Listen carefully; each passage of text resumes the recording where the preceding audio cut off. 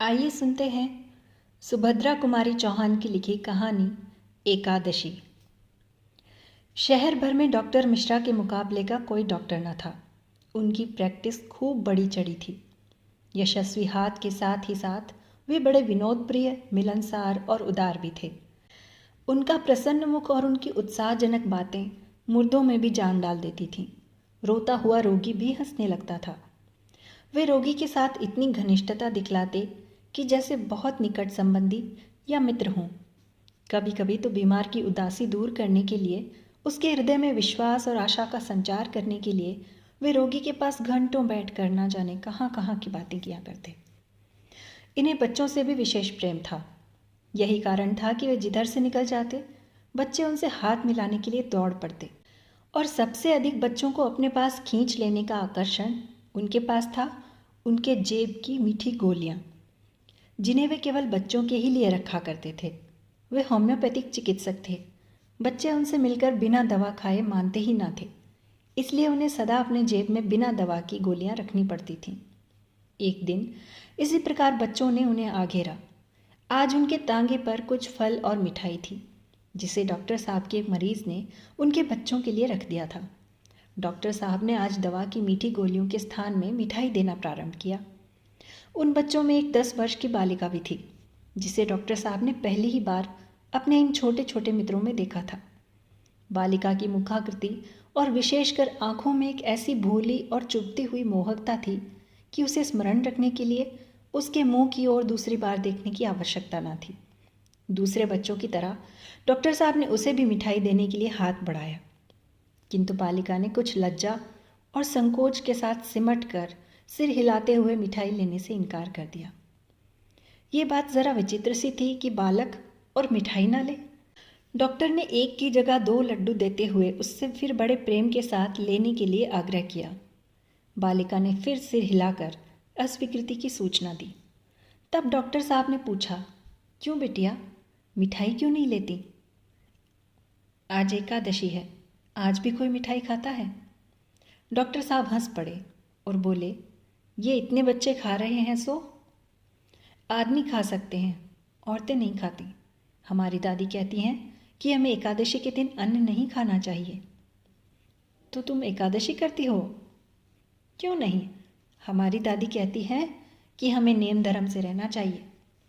Doctor साहब ने दिन में बहुत से रोगी देखे, बहुत से बच्चों से प्यार किया और संभवतः दिन भर वह बालिका को भूले भी रहे, किंतु रात को जब सोने के लिए लैंप बुझाकर वे खाट पर लेटे तो बालिका की स्मृति उनके सामने आ गई। वह लज्जा और संकोच भरी आंख, वह भोला किंतु दृढ़ निश्चयी चेहरा, वह मिठाई ना लेने की अस्वीकृति का चित्र उनकी आंखों के सामने खिंच गया। बाद में डॉक्टर साहब को मालूम हुआ कि वह एक दूर के मोहल्ले में रहती है। उसका पिता एक गरीब ब्राह्मण है, जो वहीं किसी मंदिर में पुजारी का काम करता है। अभी 2 वर्ष हुए जब बालिका का विवाह हुआ था और विवाह के 6 महीने बाद ही वह विधवा भी हो गई। विधवा होते ही पुरानी प्रथा के अनुसार उसके बाल काट दिए गए थे। यही कारण था कि उसका सिर मुंडा हुआ था। उस परिवार में 2 विधवाएं थीं। एक तो पुजारी की बूढ़ी माँ, दूसरी है अभागिनी बालिका। एक का जीवन अंधकारपूर्ण भूतकाल था, जिसमें कुछ सुख स्मृतियां धुंधली तारिकाओं की तरह चमक रही थीं। दूसरे के जीवन में था अंधकारपूर्ण भविष्य। परंतु संतोष इतना ही था कि वह बालिका अभी उससे अपरिचित थी। दोनों की दिनचर्या 60 और 10 वर्ष की अवस्थाओं की दिनचर्या एक सी ही संयमपूर्ण और कठोर थे। बेचारी बालिका ना जानती थी कि अभी उसके जीवन में संयम और यौवन के साथ युद्ध छिड़ेगा। इस घटना को हुए प्राय 10 वर्ष बीत गए। डॉक्टर साहब उस शहर को अपनी प्रैक्टिस के लिए अपर्याप्त समझकर एक दूसरे बड़े शहर में चले गए। यहाँ उनकी डॉक्टरी और भी चमकी। वे गरीब अमीर सभी के लिए सुलभ थे। बड़ा शहर था, सभा सोसाइटियों की भी खासी धूम रहती और हर एक सभा सोसाइटी वाले ये चाहते कि डॉक्टर मिश्रा सरीखे प्रभावशाली और मिलनसार व्यक्ति उनकी सभा के सदस्य हो जाएं। किंतु डॉक्टर साहब को अपनी प्रैक्टिस से कम ही फुर्सत मिलती थी। वे इन बातों से दूर ही रहा करते थे। इसी समय शुद्धि और संगठन की चर्चा ने जोर पकड़ा।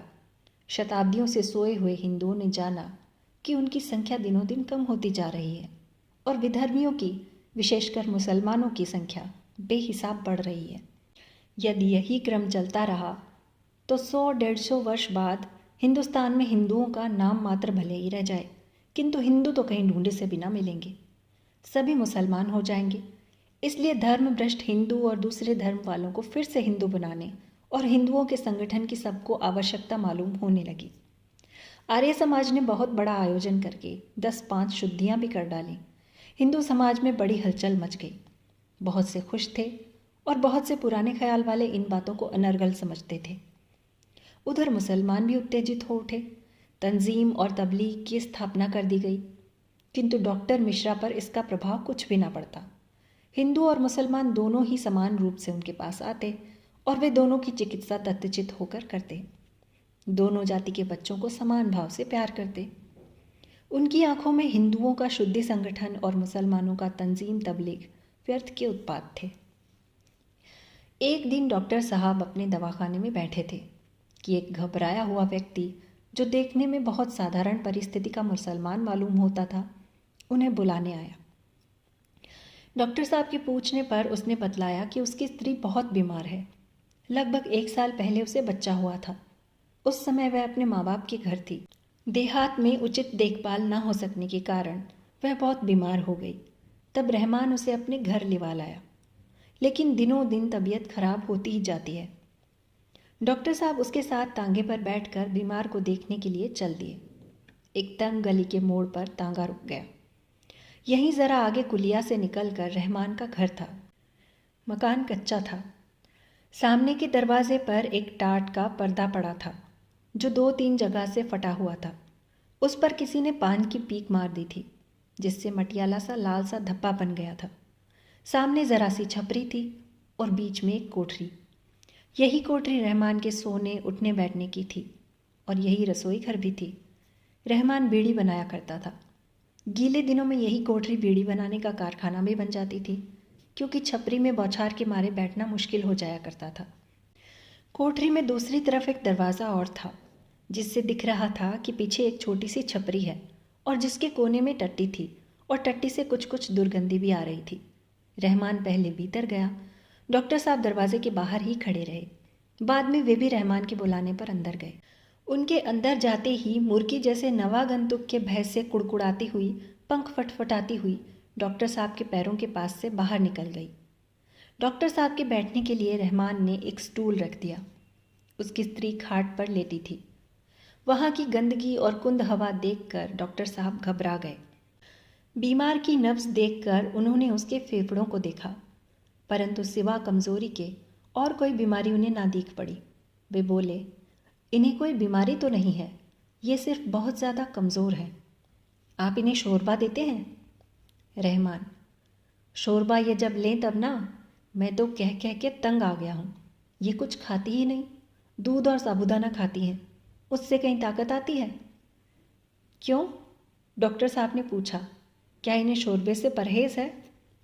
रहमान, परहेज़ क्या होगा डॉक्टर साहब, कहती हैं कि हमें हज़म ही नहीं होता। डॉक्टर साहब ने हंसकर कहा, वाह, हज़म कैसे ना होगा, हम तो कहते हैं सब हज़म होगा। डॉक्टर साहब, इतनी मेहरबानी और कीजिएगा कि शोरबा इन्हें आप ही पिला जाइए, क्योंकि मैं जानता हूँ ये मेरी बात कभी ना मानेंगी। डॉक्टर साहब रहमान की स्त्री की तरफ मुड़कर बोले, कहिए, आप हमारे कहने से तो थोड़ा शोरबा ले सकती हैं ना, हज़म कराने का जिम्मा हम लेते हैं। उसने डॉक्टर के आग्रह का कोई उत्तर नहीं दिया, सिर्फ सिर हिलाकर अस्वीकृति की सूचना ही दी। उसके मुंह पर लज्जा और संकोच के भाव थे। उसका मुंह दूसरी तरफ था, जिससे साफ जाहिर होता था कि वह डॉक्टर के सामने अपना मुंह ढांक लेना चाहती है। डॉक्टर साहब ने फिर आग्रह किया, आपको आज मेरे सामने थोड़ा शोरबा लेना ही पड़ेगा, उससे आपको ज़रूर फ़ायदा होगा। इस पर भी उसने अस्वीकृति सूचक सिर हिला दिया, कुछ बोली नहीं। इतने से ही डॉक्टर साहब हताश न होने वाले थे। उन्होंने रहमान से पूछा कि शोरबा तैयार हो तो थोड़ा लाओ, इन्हें पिला दें। रहमान उत्सुकता के साथ कटोरा उठाकर पिछवाड़े साफ करने गया। इसी अवसर पर उसकी स्त्री ने आंखें उठाकर अत्यंत कातर दृष्टि से डॉक्टर साहब की ओर देखते हुए कहा, डॉक्टर साहब, मुझे माफ़ करें, मैं शोरबा नहीं ले सकती। स्वर कुछ परिचित सा था और आंखों में एक विशेष चितवन, जिससे डॉक्टर साहब कुछ चकराए। एक धुंधली सी स्मृति उनकी आंखों के सामने आ गई। उनके मुंह से अपने आप ही निकल गया, क्यों? छलकती हुई आंखों से स्त्री ने जवाब दिया, आज एकादशी है। डॉक्टर साहब चौंक उठे, विस्फारित नेत्रों से उसकी ओर देखते रह गए। उसी दिन से डॉक्टर मिश्रा भी शुद्धि और संगठन के पक्षपाती हो गए।